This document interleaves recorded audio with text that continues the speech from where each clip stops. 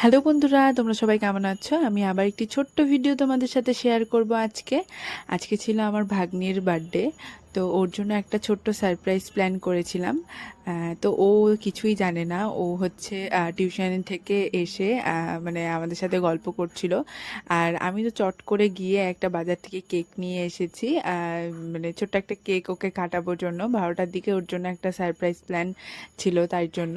তো দেখো ওকে আমি ডেকে নিলাম, ও এত খুশি হয়ে গেছে। ও জানতেই পারেনি যে আমরা কখন কি করলাম না করলাম। ও অনেক খুশি হয়ে গেছিল আর আমাদের এই ছোট্ট সারপ্রাইজটা পেয়ে। আর এদিকে ওর মা ফোন করেছিল, মানে আমার দিদি ফোন করেছিল ওকে হ্যাপি বার্থডে উইশ করার জন্য। তো ওর টিউশনই ছিল তাই জন্য ও এদিকে এসেছিল আমাদের সাথে দেখা করতে। তো আমরা ওকে আটকে দিয়েছিলাম, ওকে আর বাড়ি যেতে দিইনি সেদিনকা।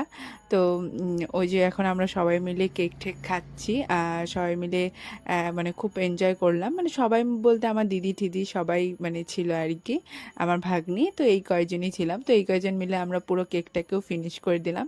তো ভিডিওটা এইটুকুই। টাটা বন্ধুরা, সবাই ভালো থেকো তোমরা।